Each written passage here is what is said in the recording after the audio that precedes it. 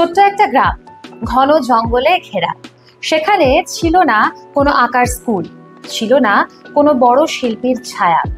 কাদামাখা রাস্তা আর ছোট্ট একটা মাটির বাড়িতে থেকেই একটা ছেলে স্বপ্ন দেখেছিল সে আঁকবে। তিনি নচিকেতা মাহাতো। কাদামাখা রাস্তা, মাটির বাড়ির পরিসর কাটিয়ে আজকে কলকাতার কার্টুন স্টুডিওর আলো ছায়ায় তার ঝলমলে যাতায়াত। আজকে শুনবো তার কথা। শুনতে থাকুন, দেখতে থাকুন অরণ্য শহরে আড্ডার আজকের এই পর্বটি।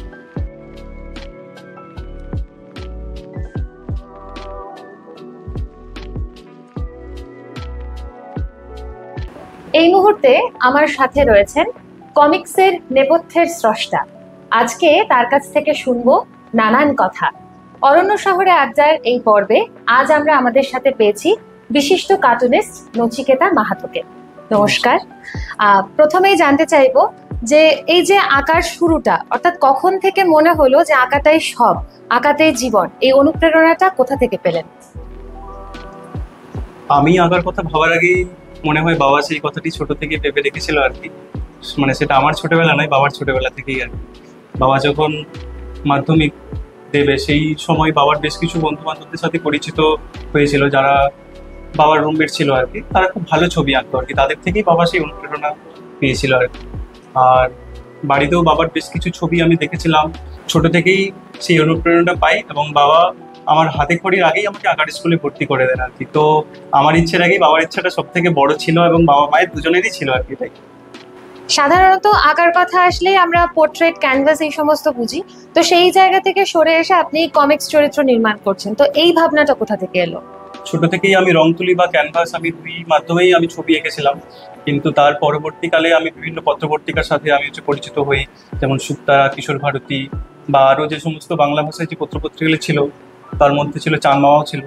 তো সেখানে বিভিন্ন কমিকের গল্প থাকতো, তো সেগুলো আমার ভীষণ ভালো লাগতো আর কি। তো মানে মনে হতো যে আমার নিজেরও তো কিছু গল্প আছে, সেই গল্পগুলো যদি ছবির মাধ্যমে যদি ফুটিয়ে তুলতে পারি আর কি। তো নন্টে ফন্টে বা বাঁটুল, আমার নারায়ণ দেবনাথ আমার হচ্ছে গুরুদেব। মানে আমার সাথে তার কখনো পরিচিত হয়নি বা আমি তার সাথে দেখা করার সুযোগ পাইনি, কিন্তু তার ছবি আঁকা দেখেই আমি এই অনুপ্রেরণাটা পাই আর কি। এবং সেই ইচ্ছাটা আমার জাগে যে আমিও কিছু মানে নিজের গল্প তৈরি করবো, নিজের ছবি দিয়ে মানুষের কাছে পৌঁছাবো। তো এখান থেকেই আমার এই ভাবনা কিছু। আপনি এক্ষুনি বললেন যে নারায়ণ দেবনাথকে আপনি আপনার এই কমিক্স, এই আঁকার গুরু হিসেবে মানেন। তো ওনার কাজের কোন দিকটা সবচেয়ে বেশি ভালো লাগে আপনার? ওনার কাজের সব দিক থেকে মানে সব থেকে যে দিকটা আমার বেশি ভালো লাগে সেটা হলো ওনার হচ্ছে লাইন স্ট্রোক এবং হচ্ছে তার মধ্যে যে হিউমার থাকে আর কি, সেই জিনিসগুলো আমার ভীষণই ভালো লাগে আর কি। অন্যান্য কমিক্সও আমি পড়েছি, কিন্তু তার মধ্যে এত দক্ষ মানে বাংলা ভাষার একজন এত মানে বড় একজন শিল্পী আর কি, সেটা দেখে আমি ভীষণই অনুপ্রাণিত হয়েছিলাম। আপনার তৈরি প্রথম কমিক চরিত্র কোনটি, এবং সেই চরিত্র নির্মাণের পশ্চাতে কি কোনো মানুষ বা কোনো ঘটনার অবদান ছিল? তখন আনন্দমেলায় সুযোগ বন্দ্যোপাধ্যায়ের একটা কমিক্স থাকতো, সেটা হচ্ছে রাপ্পারাই। তো সেই মানে তার ছবি আঁকার স্টাইলটা আমার ভীষণই ভালো লেগেছিল আর কি। তো সেই ছবি অনুকরণ করে আমি একটা পিকো নামে একটা কমিক্স তৈরি করেছিলাম। সেটার মোটামুটি চরিত্র হচ্ছে একটা ছোট্ট ভূত।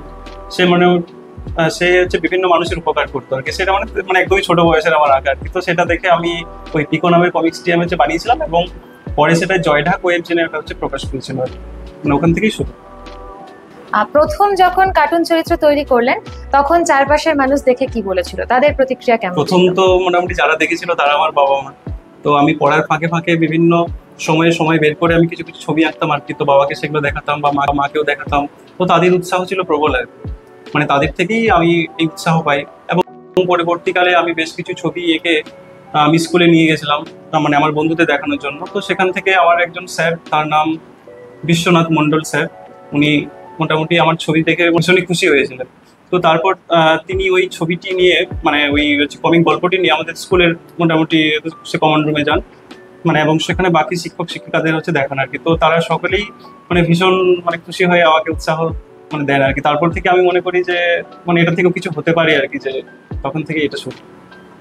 প্রথাগত শিক্ষা বাদ দিয়ে কার্টুন আঁকাকে জীবনবৃত্তি হিসেবে বেছে নেওয়া স্রোতের বিপরীতে হাঁটতে ভয় করেনি? না, সেই অর্থে ভয় করেনি, কারণ আমি ছবি আঁকাটাকে ভীষণ ভালোবাসতাম এবং এটার উপর আমার একটা ভরসা ছিল আর কি, যে যদি মানে কিছুতে সুযোগ পাই অন্তত আমি কিছু করতে পারবো। মানে এই আমার ইয়েটা ছিল আর কি।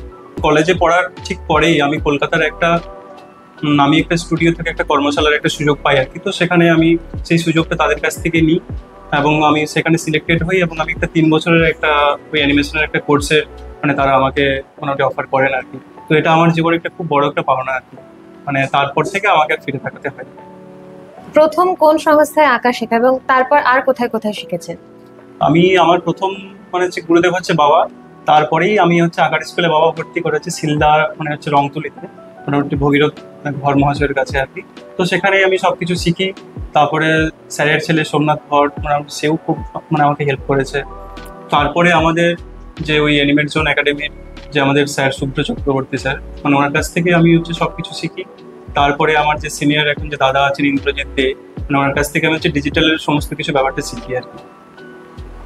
আপনি বললেন যে একদম ছেলেবেলা থেকেই আপনার বাবা সবসময় আপনার পাশে থেকেছেন, তো আপনার স্ট্রাগল তো ছিলই, তার সাথে আপনার বাবা মার স্ট্রাগল ঠিক কতটা ছিল? বাবা মার স্ট্রাগল তো প্রচুরই ছিল। বাবা তো কোনো সেই অর্থে বাবার কোনো মোটামুটি রোজগার ছিল না আর কি। আর গ্রামের একজন শিক্ষকতা করেই সমস্ত কিছু চালিয়েছে, আমাদের পরিবার চালিয়েছে, আমার পড়াশুনো, আমার মানে সবকিছুই বাবা মাই মানে ইয়ে করেছে। একবার মনে আছে রবিবার আঁকার স্কুলে যাব, তো সেখানে মানে আমাদের সেদিনের আমাদের কাজ ছিল একটা মানে একটা মাটির কিছু পুতুল বানিয়ে বা মাটির কিছু ওই হয় না হাতি ঘোড়া টাইপের যে আমাদের মানে মানে যে ঝাড়গ্রামে যেগুলো পাওয়া যায় আর কি, তার উপরে কিছু একটা ডিজাইন বানানো আর কি। তো সেদিন বাবার কাছে একদমই টাকা ছিল না। তো মানে আমাদের বাড়িতে মোটামুটি প্রচুর মুরগি ছিল আর কি। তো মা একটা আইডিয়া বের করলো যে তাহলে একটা যদি মুরগি বিক্রি করে যদি সেটা যদি সে কেনা যায় আর কি। তো তো সেই কথা মতো মানে সকাল সকাল একটা মুরগি মানে বাজারে বিক্রি করে সেই টাকা দিয়ে আমার মোটামুটি সরঞ্জাম কিনে তারপরে আমি আঁকার স্কুলে গেছি আর কি। এই দিনটির কথা আমি এখনো ভুলিনি আর কি, খুব মনে পড়ে। এখনো অবধি কি কি চরিত্র তৈরি করেছেন? ছোটবেলায় কুটুকুটে, ঘ্যাচকাদা, তারপরে হচ্ছে পিকো, মানে এগুলো করেছিলাম। তারপর কিশোর ভারতীতে 2016 থেকে হচ্ছে মামা, যে সঞ্জীব চট্টোপাধ্যায়ের যে মামা সিরিজের যে গল্পগুলো আছে সেগুলো নিয়ে প্রায় মোটামুটি 3 বছর ধরে আমি কমিক মানে নির্মাণ করেছি আর কি। তারপরে সিদ্ধাম চক্রবর্তীর হর্ষবর্ধন নিয়েও বেশ কিছু কাজ করেছি আমি। এই যে আপনি চরিত্রগুলোর কথা বললেন, ভ্যাচকাদা বা পুটুপুটে, এগুলো কি শুধুই কল্পনা থেকে তৈরি করেন নাকি এটাও কোনো বাস্তব চরিত্র বা কোনো নিজের কাছের কোনো মানুষের প্রতিফলন? বাস্তব চরিত্র তো বটেই, গ্রামের ছেলে তো মানে গ্রামে বিভিন্ন রকমের অভিজ্ঞতা হতো আর কি, মানে তো বিভিন্ন রকম দুষ্টুমি খেলার মানে মাঝখানে তো সেই সমস্ত ঘটনা নিয়ে এগুলো ছিল। তো তারপরে হচ্ছে শুক্তারাতে আমি ওই নন্টে ফন্টে পড়তাম, সরি কিশোর ভারতীতে নন্টে ফন্টে পড়তাম, শুক্তারাতে হাঁদা ফাঁদা পড়তাম। তো সেখানেও সে নারায়ণ দেবনাথের ছোঁয়াটা মানে এখানেও মোটামুটি লেগে আছে আর কি। হয়তো অনুসরণ করেই আমি এই জায়গাতে এসেছি আর কি। মানে যা হচ্ছে পরবর্তীকালে আমার একজন প্রচ্ছদ শিল্পী বা একজন হচ্ছে কমিক শিল্পী হিসেবে আমাকে প্রতিষ্ঠিত করতে আমাকে সাহায্য করেছে। অরণ্য শহরে আড্ডার এই পর্বে আমাদের বিশেষ প্রাপ্তি, আমরা আমাদের মধ্যে পেয়েছি শ্রীযুক্ত স্বপন কুমার মাহাতো, যিনি নচিকেতা মাহাতোর বাবা, এবং পেয়েছি শ্রীমতী মানু মাহাতোকে, যিনি শিল্পী নচিকেতার মা। ছেলের মুখে যে নামগুলো বারবার শুনেছি তারা হলেন আপনারা। তার ছোটবেলার স্ট্রাগল থেকে শুরু করে এখনো যে লড়াই চলছে তার সমস্তটাতে আপনারা সাথে ছিলেন।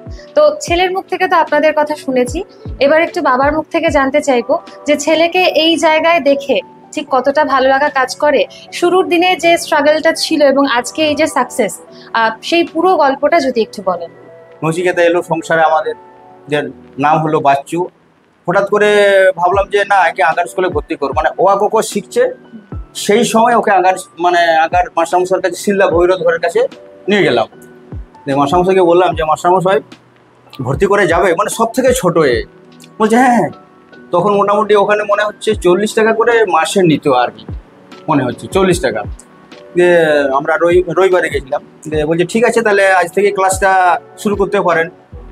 বলছি তাহলে কী কী খাতা, রং পেন্সিল, রং টং কী কী দিতে হবে মানে বলে দিল। দিয়ে ঠিক আছে তাহলে আমরা সকাল করে গেছিলাম, আমরা বিকেলে ওই সমস্ত রঙের মানে রং পেন্সিল, খাতা পেন্সিল নিয়ে আমরা বিকেলের দিকে ক্লাসে এলাম আর কি, ওই ভৈরব স্যারের ওখানে। এ খুব ছোট্ট। দিয়ে আমি দেখলাম একে খাতার মধ্যে একটা বৃত্ত এঁকে দিল, একটা ত্রিভুজ এঁকে দিল, রং করে দিল, বললো যে বাবা তুমি এইটা দেখে দেখে রং করো। আর একে বললাম বাবা আমি একটু সাইডে আছি, এই যে সাইকেলটা এখানে আছে, তুমি ভাবে যে বাবা কাছেই আছে, তুমি মোটামুটি কাজ করো। কি সুন্দর মানে করছে, রং টং করছে, ভালো হলো। ছুটি হলো, আমরা বাড়ি ফিরে এলাম, খুব খুশি। তো এইভাবে মোটামুটি আমাদের 3 বছর আমরা ওই শিলদার মাস্টারমশাইয়ের কাছে গেছি আর এসেছি। আঁকার কম্পিটিশনে যখন আঁকতে শুরু করে, মানে আমার কাজ হচ্ছে মানে সবাই ওকে নিয়ে ঘিরে থাকবে, যে আর আমি থাকতাম যে একটু সাইডে একটু সরে দাঁড়ান, এইটা ছিল আমার কাজ। আমাকে খুব ভালো লাগতো যে ওর আঁকার জন্য মানুষ এত আগ্রহী, সবাই দেখছে নচিকেতা কি আঁকছে। আর বাকি দিকে কিন্তু ফাঁকা, হয়তো 50 জন প্রতিযোগী আছে, ওদের দিকে কেউ যায়নি, আর এর দিকে সবাই ঘিরে থাকতো। আর যে আমাকে খুব ভালো লাগতো। তো যা কৃষকটা করছে ভালো হচ্ছে, আমার মানে দারুণ খুশি। এই করে করে করে করে কাজ চলছে। আমি যেটা জীবনে স্বপ্ন দেখেছিলাম নিজে একজন শিল্পী হওয়ার, পারিপার্শ্বিক যে অবস্থা ছিল সেই হিসাবে সেখান থেকে আমি কোনো সাপোর্ট পাইনি বলে আমি হতে পারিনি। তো সেই ইচ্ছাটা আমি নচিকেতার মধ্যে মোটামুটি দেখতেই চেয়েছিলাম। ও সফল হয়েছে, আমাদের সবার সহযোগিতা ছিল। ও এগিয়ে যাক, আমাদের আশীর্বাদ এবং শুভেচ্ছা রইল। নচিকেতা এখন কলকাতাতে বিভিন্ন রকম কাজ করছেন, বাইরেও বেশ কিছু কাজ করেছেন, কিন্তু তিনি আমাদের ঝাড়গ্রাম জেলার ভূমিপুত্র। তো সেই ভূমিপুত্র হিসেবে এবং একজন শিল্পী হিসেবে এখানকার প্রতি তার যে দায়বদ্ধতা, সেই বিষয়ে আপনি কি বলবেন? ও মোটামুটি এগিয়ে যাক, সাফল্য আসুক, ওকে সবাই চিনুক জানুক, এটা আমি চাই। মানে ও যদি ঝাড়গ্রামে একটা আঁকার স্কুল খুলে যে সমস্ত ছেলেমেয়েরা আঁকার সুযোগ সুবিধা পায়নি তাদের পাশে যদি নচিকেতা দাঁড়ায়, এটা দেখে যদি দাঁড়ায় বা তাদের সাফল্যের জায়গাটা সে যদি এনে দিতে পারে, তাতে আমি খুব খুশি হব। ঝাড়গ্রামের ভূমিপুত্র হিসাবে তার এটা করা উচিত বলে আমি মনে করি। বাবার কথা শুনলাম, এবার একটু মায়ের সাথে কথা বলবো। কাজের সূত্রে তো কলকাতায় বেশিরভাগ সময় ছেলে থাকে, কিন্তু ছুটি পেলেই বাড়ি চলে আসে। তো বাড়ি ফিরে আসলে আপনার কাছে কি আবদার করে সবচেয়ে বেশি?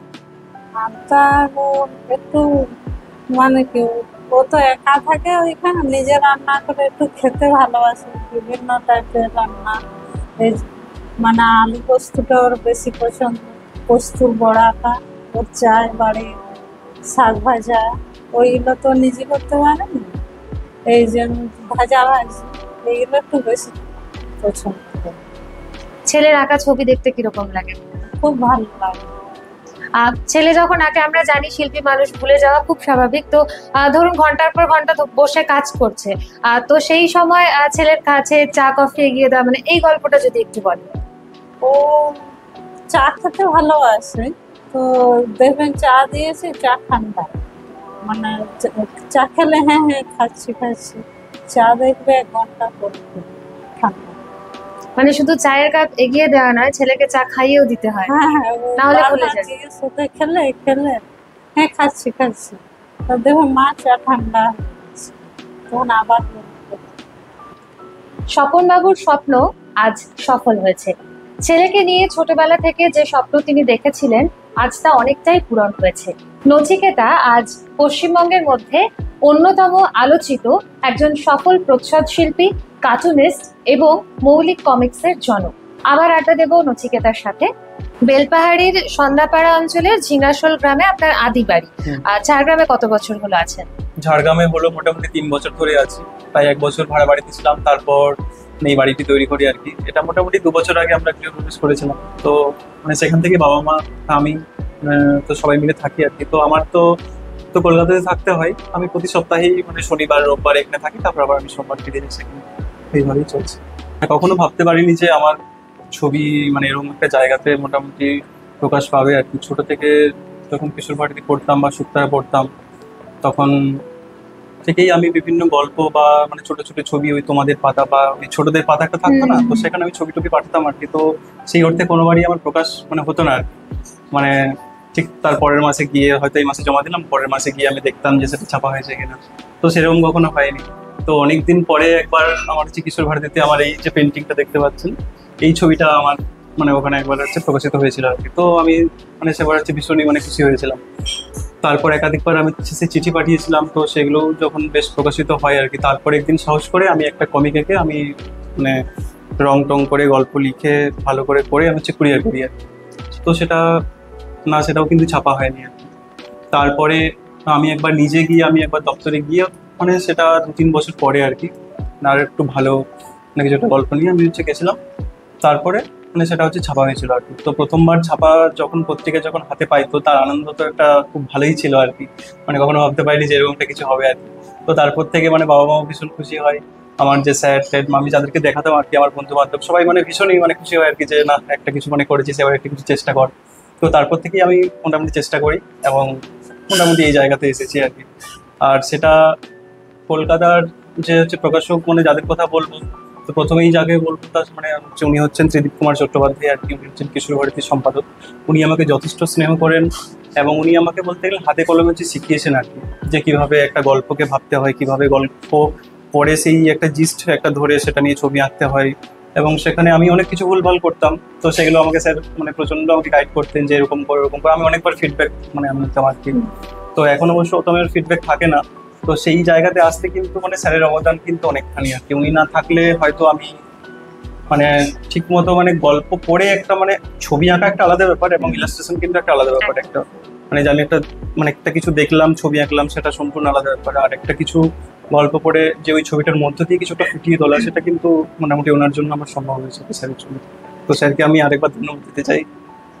যখন দেখেন যে আপনার আঁকা কোনো কমিক্স আশেপাশে কোনো ছোট বাচ্চার হাতে দেখছে আছে বা তারা পড়ছে, সেই অনুভূতিটা কিরকম? মানে এটা আমি মানে বেশ ভালো এনজয় করি আর কি এখন। মানে প্রথম প্রথম আরো বেশি ভালো লাগতো, এখন সেটা যদিও মানে তবে এখনো আমার ভীষণ ভালো লাগে। মানে অনেকেই মানে মানে হয়তো এই সংখ্যা দেখে যে একটা কমিক বেরোলো, মানে কেউ পরিচিত কেউ হয়তো ছবি মোটামুটি আমাকে একটা তুলে পাঠালো যে আমাদের বাড়ির এই বাচ্চাটা পড়ছে, তো মানে সেটা আমার ভীষণই ভালো লাগে আর কি। তো এই ভালো লাগাগুলো থেকেই হয়তো আমি নেক্সট মানে কোনো একটা মোটামুটি কাজ করার উৎসাহ পাই পরবর্তী আর কি। কাজের জন্য অনুপ্রেরণা। একদম। আপনি বললেন যে বেশ কয়েকবার বিভিন্ন পত্রিকার জন্য আপনি কমিক্স পাঠিয়েছেন এবং আশা করে থাকার পরেও সেটা প্রকাশ পায়নি। তো সেই সময় নিশ্চয়ই মন খারাপ হয়েছে এবং কোথাও একটা ভেঙে পড়েছিলেন। তো সেই সময়টা থেকে আপনি কিভাবে ওভারকাম করেছেন, কামব্যাক করেছেন কিভাবে? কারণ একটা মন খারাপের মুহূর্ত, সেখান থেকে বেরিয়ে আসা এবং তারপরেও নিজের আঁকাটাকে চালিয়ে যাওয়া, সেটার পেছনে মোটিভেশনটা কি ছিল? হ্যাঁ, আসলে যে সময়টার কথা আমি বলছিলাম সেটা হচ্ছে আমার ক্লাস 11-12। তো সেই সময় আমি মানে মানে অনেক চেষ্টা করেছি কিন্তু হয়নি। তো সেই সময়টা আমাকে অবশ্য আমাকে গ্যাপ নিতে হয়নি, মানে কারণ তখন আমার একটু পড়াশোনার চাপটাও ছিল আর কি। তো সেই জন্য সেই মানে মন খারাপগুলো তখন মোটামুটি অতটা করার হয়তো সময় পাইনি আর কি। তো তারপরে আমার যখন মোটামুটি কলেজে যখন পড়ি আর কি, তখন থেকে আমি মানে আরেকবার শুরু করি আর কি, যে না এবারে কিছু আমাকে করতে হবে আর কি। তো তারপর থেকে আমার মোটামুটি আলাপ হয় সুমিত রয় মানে বলে একজন মানে আর্টিস্টের সাথে আর কি।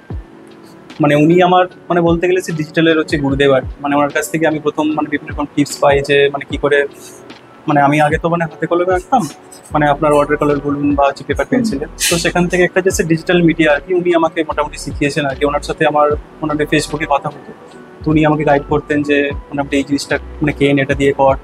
আর তারপর মানে আমি পরে আমি হচ্ছে ল্যাপটপ কিনি। তো তারপর থেকে আমি হচ্ছে চেষ্টা করি যে আমি হচ্ছে ডিজিটালে কিছু করবো আর কি। তো তারপর থেকে ওই যে মানে ওই সময়টা পাই আর কি, মানে 2-3 বছর আর কি। তারপর আমি মোটামুটি আমি হচ্ছে ডিজিটালে আমি আঁকতে মোটামুটি শুরু করি আর কি।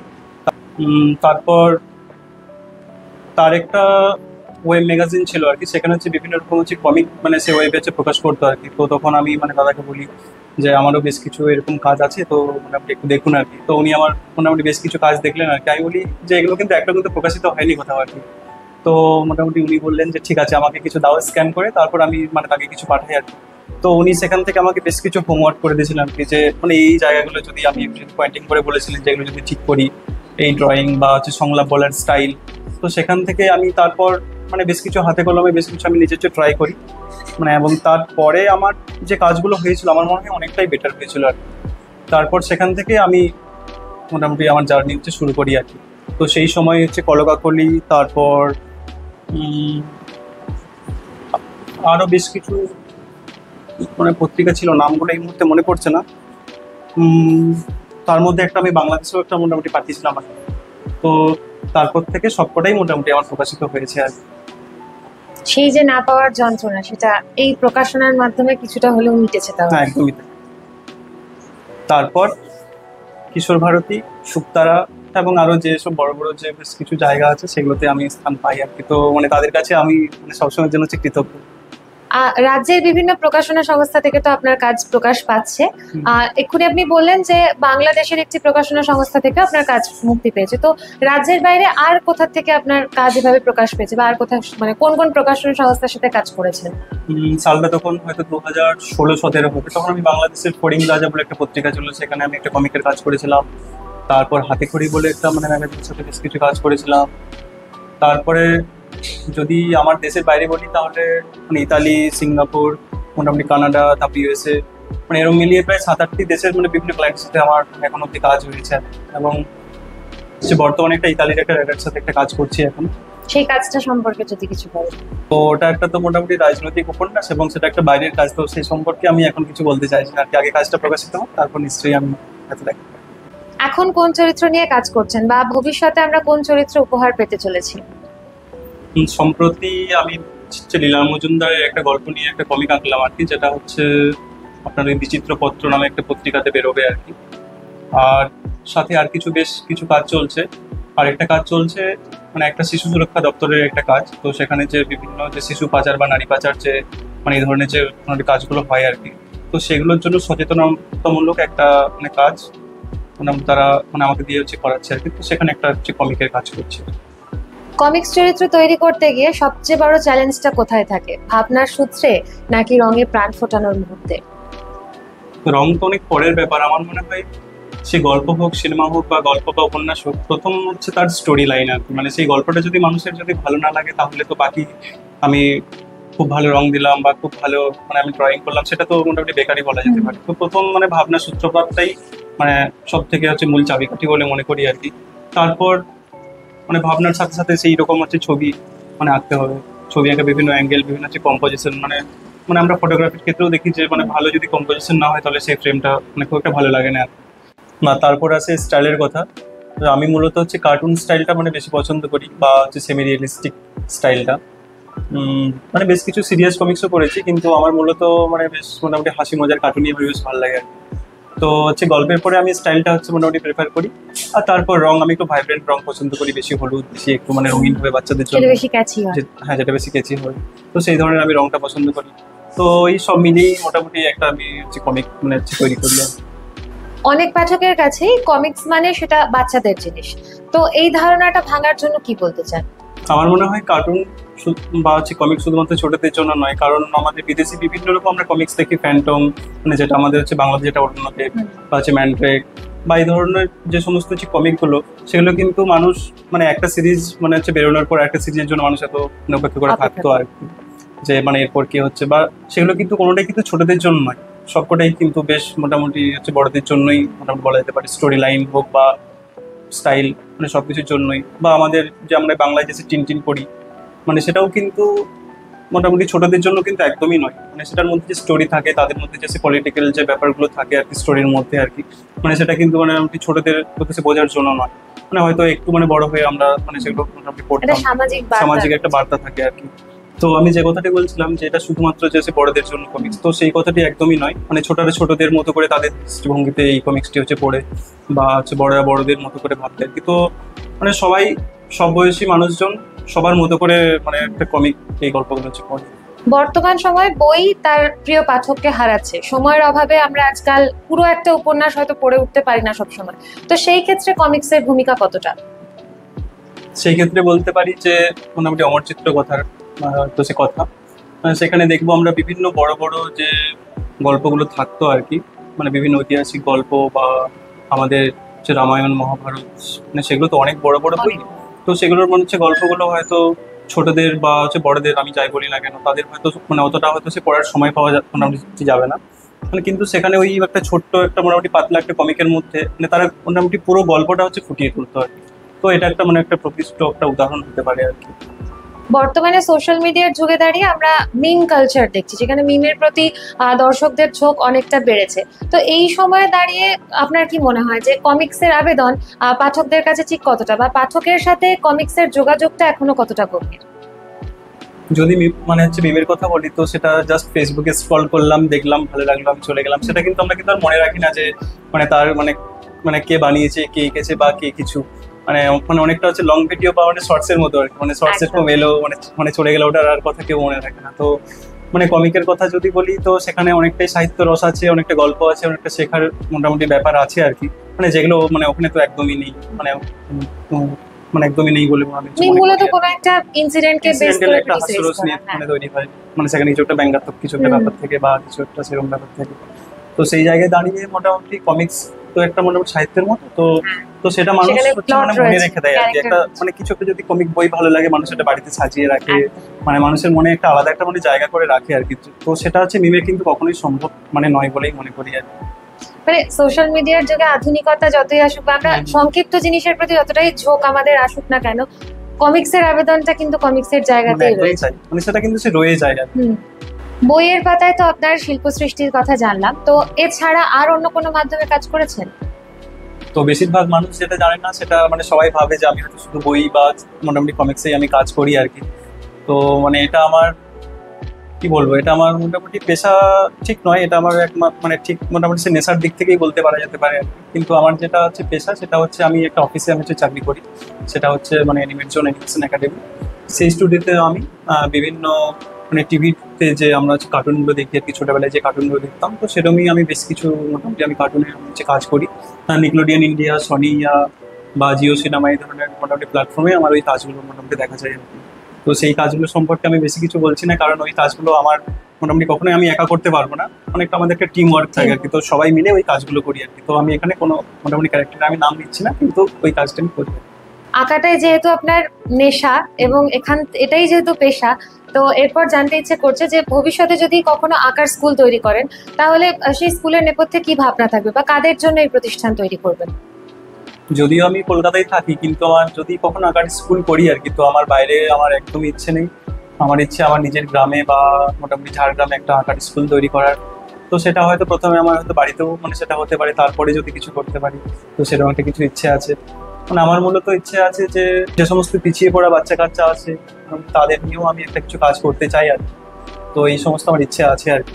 আর যদিও বর্তমানে আমি কিন্তু অনলাইনে আমি একটা মোটামুটি ক্লাস করি আর কি বেশ কিছুজন ছাত্রছাত্রী নিয়ে, তো কিন্তু সেটা ছাড়াও আমার স্কুলের মানে আমার স্বপ্ন একটা অনেক দিনের আছে। ছোট থেকেই দেখেছি আমার মোটামুটি পারিবারিক অবস্থা যেরকম ছিল আর কি, তো সেখান থেকে আমার এই মানে জার্নিটা মানে অনেক খুব মানে একটা কঠিন একটা মোটামুটি জার্নি ছিল আর কি। তো আমি মনে করি যে মানে একজন কোনো মানুষের বা মানে কোনো একজন বাচ্চার মানে যাতে মানে শিল্পী হওয়ার ইচ্ছেটা, আঁকাটা যাদের নেশা, হ্যাঁ আঁকাটা যাদের নেশা, মানে তাদের অর্থনৈতিক অবস্থাটা যাতে তাদের অন্তরায় যাতে না মানে হয়ে দাঁড়ায় আর কি, তো আমি তাদের পাশে আমি থাকতে চাই আর কি। মানে ইচ্ছে থাকলে অনেক সময় উপায় থাকে না, তো সেই জায়গাতে উপায়ের অভাবে যাতে মানে তারা যাতে কিছু পিছিয়ে না পড়ে। ঠিক ঠিক ঠিক একদমই তাই। তো দেখা যাক এই স্বপ্নটা কবে পূরণ করতে পারি, তো মানে যাতে তাড়াতাড়ি হয়ে যায় মানে সেরকম একটা কিছু ইচ্ছা আছে আর কি। ঝিঙাশোলে মাটির ঘরের সেই ছোট্ট ছেলেটা আজ শিল্পের মঞ্চে, তার হাতে রং, চোখে স্বপ্ন আর মনে অদম্য ইচ্ছে। পেন্সিলের আঁচড়টা যদি স্বপ্ন হয় তাহলে অধ্যবসায়ী তার রং। নচিকেতা মাহাতো, যিনি আমাদের মতো হাজারো স্বপ্ন দেখা মানুষের বিশ্বাস এবং ভরসার এক প্রতীক। আপনারা সঙ্গে থাকুন, শুনতে থাকুন অরণ্য শহরে আড্ডা। দেখা হবে পরের পর্বে নতুন কোনো মানুষ আর নতুন কোনো গল্প নিয়ে।